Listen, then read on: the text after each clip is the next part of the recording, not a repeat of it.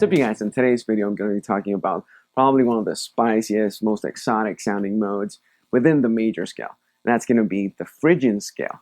Now, before I get on with the actual lesson, I want to invite you guys to go over my Patreon page, where you can find the actual backing track that I did for the performance at the beginning of the video. You can find the different scale diagrams, and you can also find different tabs and notation for a ton of different licks that I use on my lessons. Now, to begin with the actual lesson, the Phrygian scale has an intervallic construction of 1, flat 2, flat 3, 4, 5, flat 6, and flat 7. First thing we can actually learn from that is what chords we can actually play this scale over. We can actually do that just by stacking the scale in different thirds. So if you go 1, flat 3, and 5, you have a minor chord. If you keep stacking them up, you add that flat 7, it's going to be a minor 7 chord. Now this is where it gets interesting. Since Phrygian has a flat 9 or a flat 2, we're going to start getting chords like a minor 7 flat 9 type of chord. Then we have an 11, so it's going to be a minor 11 flat 9 type of chord. And then add that last flat 6 or flat 13, you're going to end up with a minor 11 flat 9 flat 13 type of chord.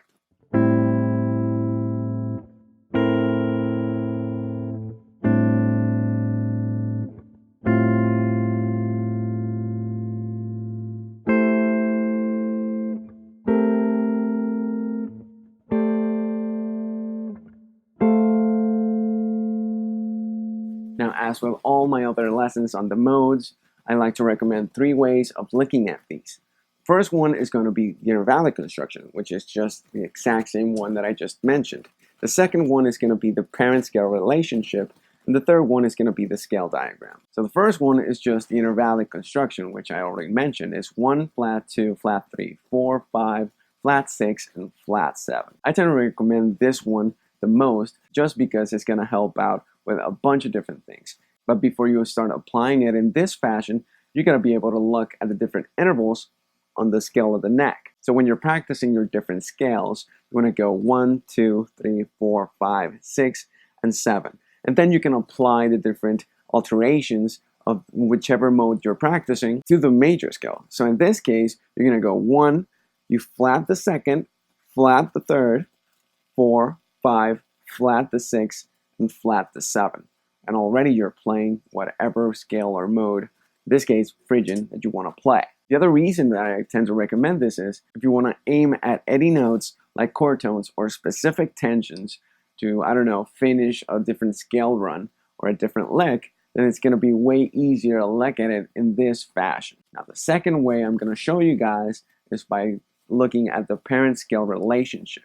And in the case of Phrygian, there's 2 different ways you can look at it. You could go up a flat 6, so let's say we're in the scale of A minor or A Phrygian, and you go up a flat 6, which is going to be F, and you play the F major scale from there. You can also look at it as if you're going down 2 whole steps, so A, G, and F, and you just play the F major scale from there. It's important to focus on the different chord tones that you're playing while you're doing this, because your phrasing is going to change a little bit. You're going to start phrasing a little bit more as if you're in the major scale instead of phrasing like if you're in Phrygian.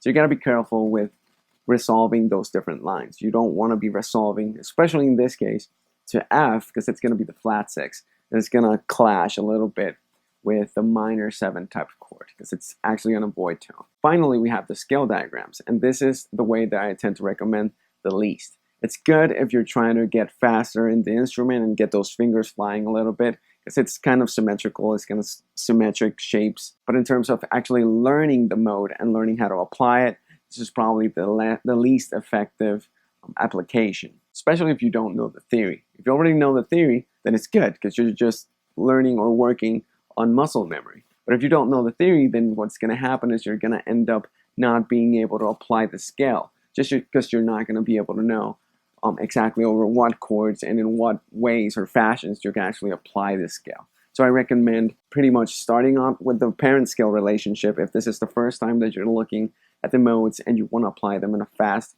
kind of fashion, then sort of graduating into the intervallic construction, and then finally adding some different scale diagrams just to have different digitations or ways of playing the scale. Alright, that's it for this video. Remember, you can follow me on Instagram, you can follow me on Facebook, you can also follow me on Patreon. And like I said before, you can find all sorts of goodies there, like different backing tracks, different licks, different behind the scenes action. Quick shout out to Raul Tisse, James Swartz, and Tom Burns for contributing through the Patreon to the actual creation of this video. If you're interested in any of my other products, you can go on my website, juanantoniomusic.com, and find my book, The Art of Scale Weaving, and my 2 instructional box sets with the guys from Guitar Tutorials. And if you're interested in taking one-on-one lessons with me through Skype, again, you can go through my website, juanantoniomusic.com, and sign up for any of the packages that I have on there. Alright, thanks for watching.